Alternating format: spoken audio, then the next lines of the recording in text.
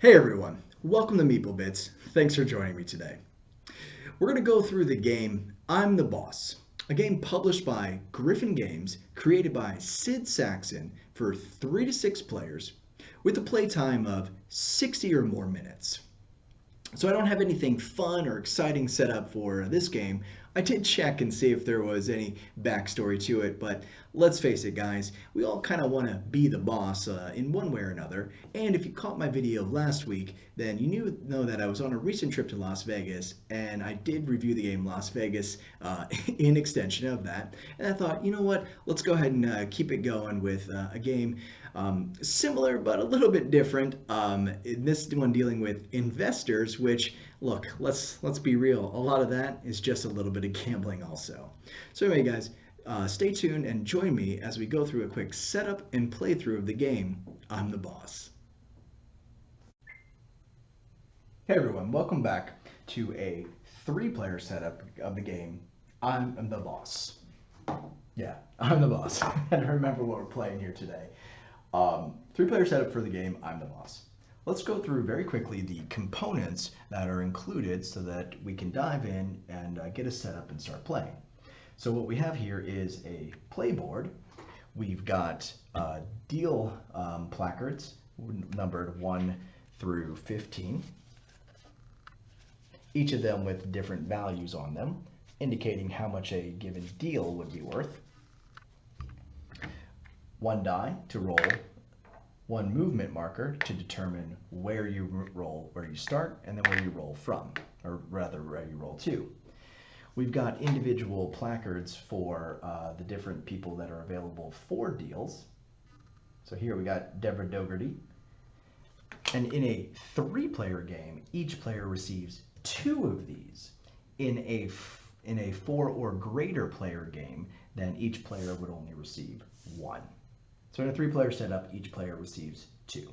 But if it were 4-player, then we'd take, like say, those off the board. But for now, we'll keep those. Next are deal cards with many different variants, and I'll cover those in just a minute. And that's it. So yeah, that's actually all of our components. So I called these guys deal cards. Sorry, but they're actually called influence cards. So these influence cards. So let's take a quick peek at what those influence cards look like. We've got influence cards for A through F. So all the players of the game, and there's a placard for 1, but then there's all of these throughout the game as well that can be pulled up. We've got, let's see here, on the boss card. Playing this basically takes over any deal as the boss. Unless this is played, the person who went onto a space is considered the boss. We've got a stop travel. Basically, this is to say you sent someone inside of a deal on a trip, so you would play this on, say, that person, and then they're no longer available to be a part of that deal for that player. We've got a stop card, where you can stop someone going on travel. You can stop an I'm the Boss from being, or stop a deal from being made, or stop the use of 3 influence cards.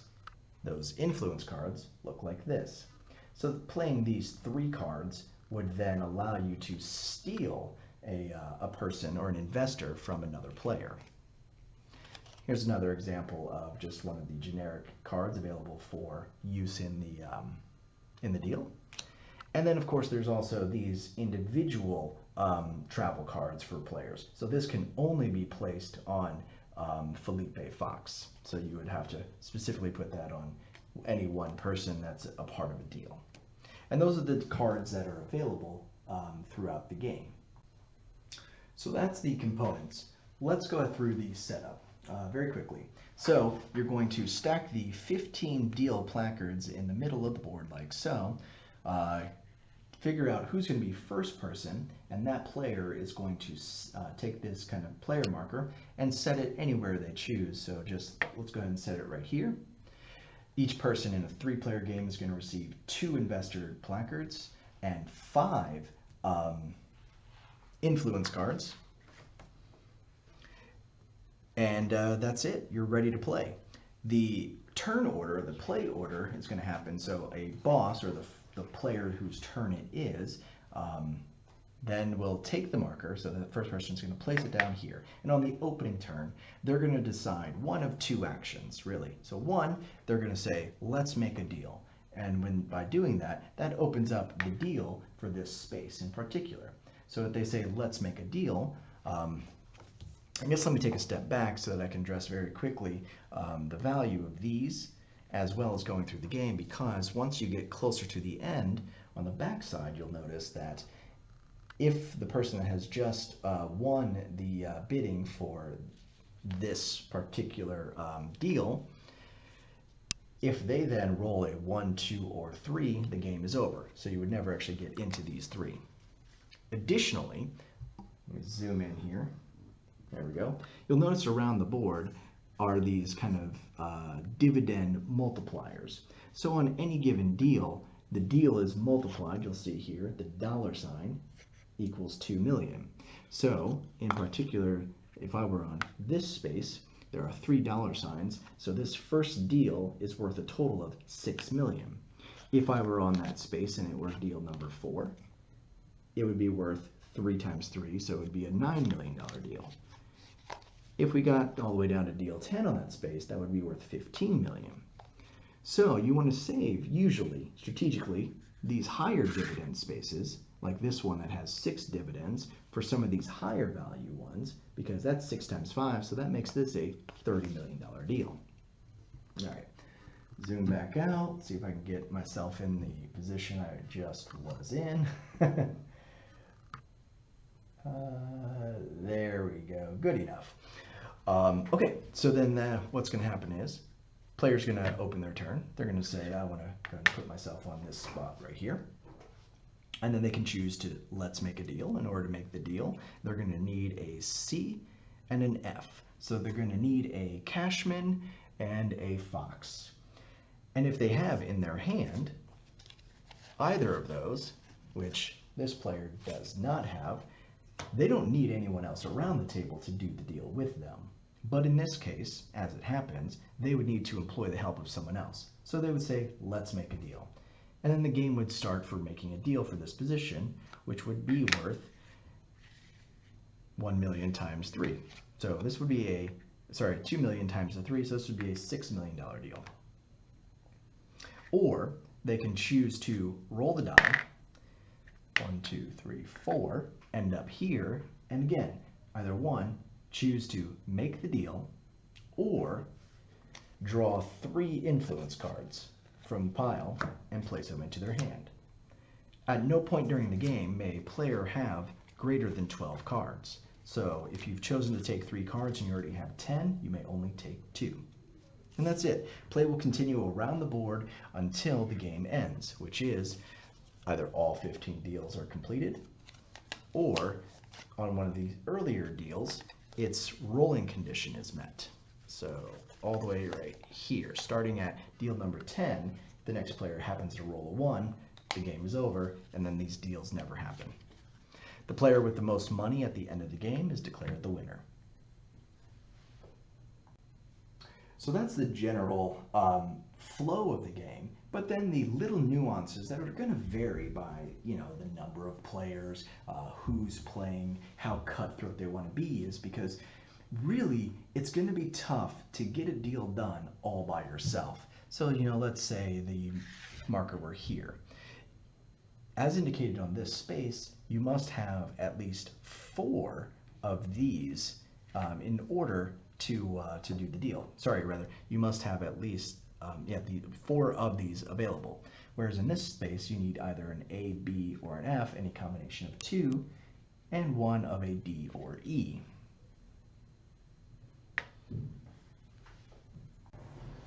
And the little I indicator up here just indicates the number of investors that are required, or the number of unique investors. So here you just need 2, but it's also indicated as 2. Whereas here you need 3 investors, E or F, to resolve this condition, C or D to resolve this investor block, and A or B to resolve this investor block.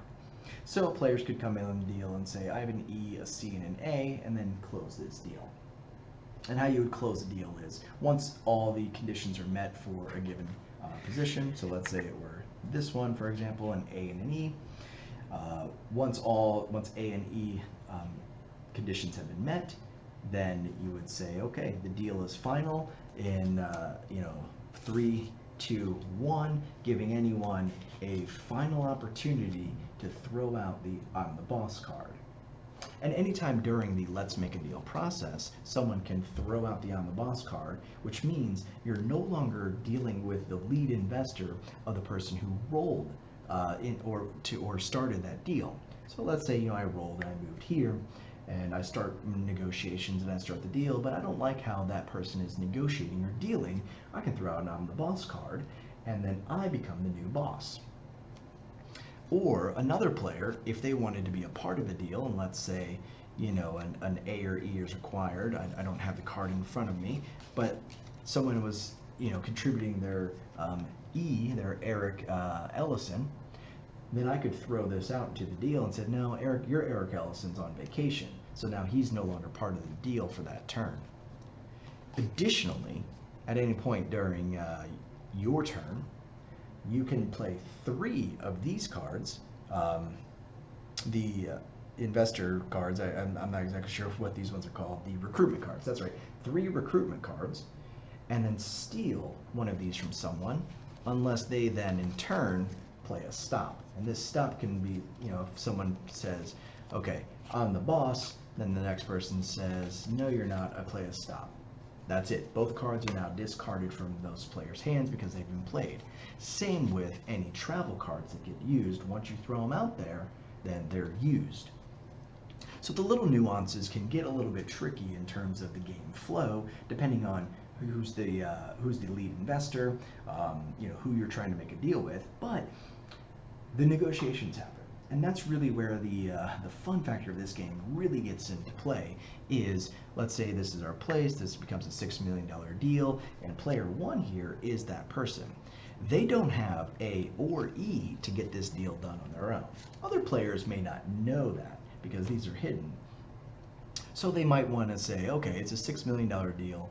I'll let you contribute your, what's his name here?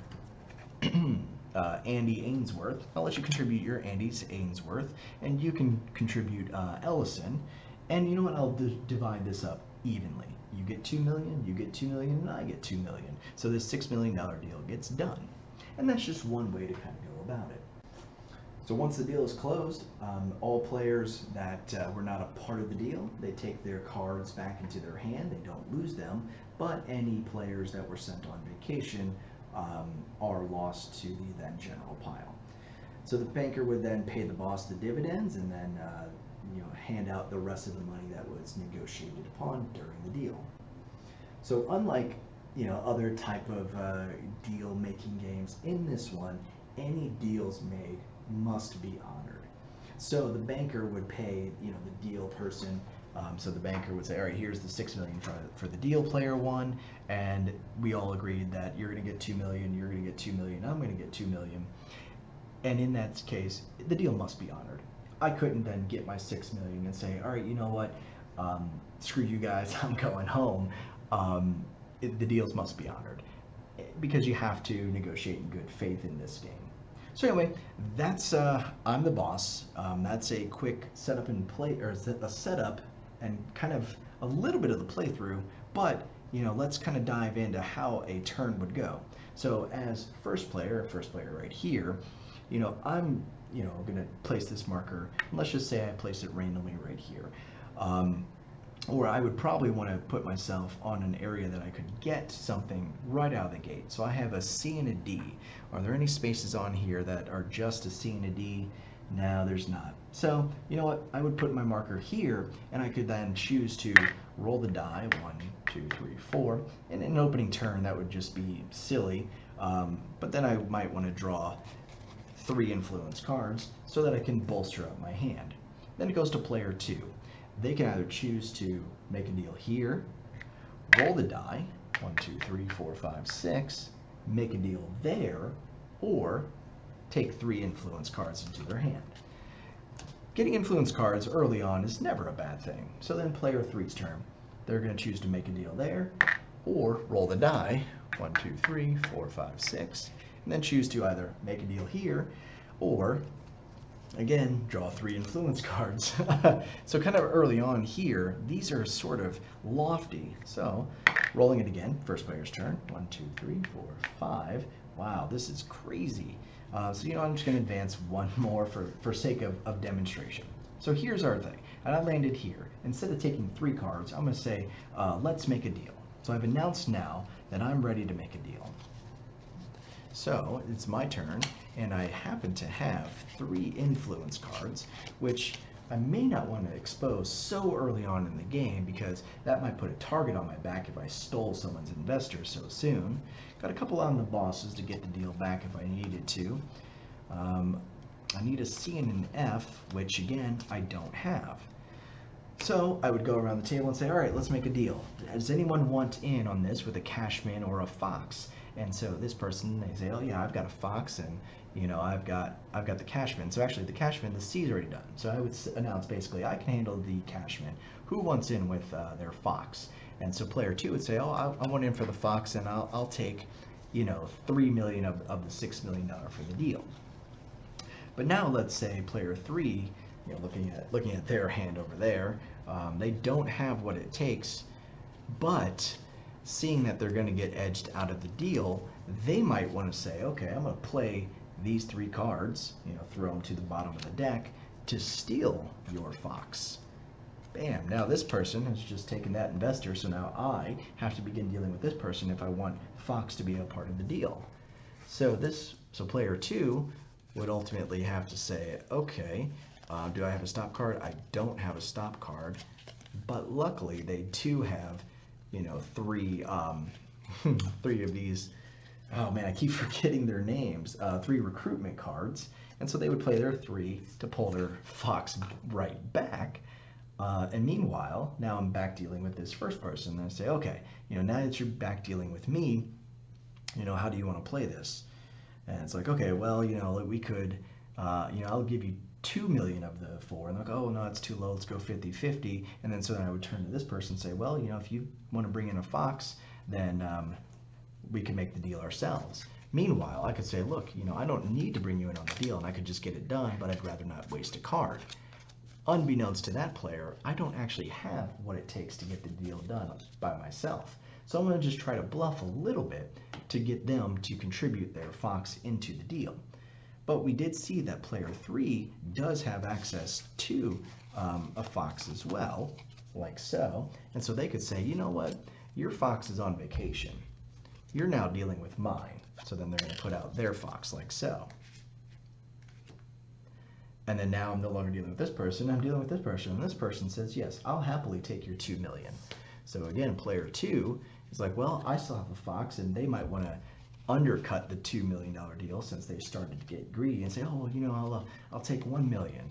And it's like, well, you started hardballing and you wanted 3, now you're down to 1, so I'm going to deal with this person in better faith and give them 2 and take 4 myself. And so then I'll say the deal's final. I'm going with player 3 for this deal. They're going to contribute their fox to the deal. I've got my cashman on the deal as well. That's a $6 million total deal. So let's get this deal done. The deal is final in 3, 2, going once, going twice, and then sold unless someone else would play a I'm the boss card or a vacation card or the like. So then I would take 1, 2, 3, 4, 5. So I would then take 6 million currency, hand it to first player, and then they would distribute out the 2 million over to player 3, like so, and then the rest of the money I keep. Now, you don't have to spread your money out, but you can keep it stacked like so, so that no one actually knows how much money you're sitting on. So just set the currency right there. And then it becomes player 2, the next player's turn. So the next player, so we're going to take this deal, cover up this deal because it's been done, and then they're going to roll the die right over here. And then they're going to choose to either take influence cards or make a deal there. They may not want to jump into that deal just yet, but you guys kind of get the idea. So anyway, I hope you've enjoyed that setup and quick playthrough of the game I'm the Boss. So the game will continue, as I mentioned, until all the conditions of the end game are met and the player with the most money is declared the victor. So stay tuned, guys, for a moment while I tear down the table, and stay tuned for my afterthoughts. Thanks so much. Hey everyone, welcome back. I hope you enjoyed that setup and playthrough of the game I'm the Boss. This game was originally published in 1994, and the components in the game that you saw me in the playthrough were of the reprint for 2012 maybe, 2012 or 2013. Sorry, I forget off the top of my head. The game can be found on the reprint right now for roughly $60 if you want to add it to your collection. So let's get started. Components. High quality in this reprint. I have had the, I guess, fortune of playing the original print, and it was exposed to me some time ago, and I gotta say, they really stepped it up in terms of quality of components in this one. All the initial player placards where everyone starts with an investor are real thick stock, much like the board, the actual general board. So that's very cool. And it distinguishes between an original investor that is kind of a permanent investor versus the investor cards that could come out during play. So I really love that difference between the original and the reprint. Because in the original, that was kind of hard to keep track of. You had to kind of shuffle them separately, etc. The money, nice linen finish, even though they are kind of small in their size, no big deal. The deals, again, very sturdy and heavy stock. Everything about this game just feels really quality. So no complaints in that department. Thematically, yeah, I think it's pretty cool. It could be borderline, I guess, sensitive in terms of their names, and I think they might have even changed a couple of them from the original for, again, just being a little PC or sensitive, I guess, with the generic type names that they were using at the time. But again, the theme really does work. The artwork is inviting while being still something that you kind of look at and say, what's going on there? It's got a minor serious tone because, look, it's semi-co-op, I want to say. I don't want to give it obviously it's not full co-op because, you're vying for the most money, but it is semi in the fact that you do gotta work with others a little bit, and I think that's a really cool mechanic that does lend into the general theme of the game. Why would you want to add this to your collection? Well, it's a fun, can be a loud type game to get around the table. So those are, for me, always a great time. If you get the right set of players for a game where you're trying to make a deal, it makes it even more fun. So someone who, one, isn't just going to always be the nicest person at the table, or is ready to make something cutthroat, or willing to even walk away from a deal, lends to the excitement factor and the fun factor of this game. So if you want to add a game into your collection where it can get really loud and rowdy, especially as everyone's yelling back and forth with the deal maker, or then when you start throwing out a bunch of "I'm the boss," "No, I'm the boss," "I stop your boss," it gets really really intense, and I like that.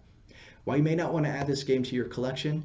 Well, if your board game group is one where you like just co-op, you don't like any sort of deal making, or you're not a great quasi negotiator, not that you need major negotiation skills, but if that's not really in the breadth of fun for you, then definitely stay away from this, because it requires that interaction. It requires to say, okay, is this going to be the right deal? Am I giving up too much money to the other people that are coming into this game or into this deal at whatever point in time? How much of it can I get done on my own? So if you're, I guess, a nice player, do not add this one to your collection, because towards the last dash, as everyone's trying to get the best deal possible, it can get pretty darn cutthroat. So my impressions, like I said, guys, I had a chance to play this one originally some time ago, and I felt the need to add it into my collection when I found this reprint, because I had a lot of fun with it, and it was definitely really freaking cool. So I guess that's really all I got to say for this one. If you have any questions, please leave them down in the comments. Happy to answer them. If you just happen upon this channel or this video, please leave a like and subscribe if you like what we're doing over here. As always, guys, until next time, thanks for watching.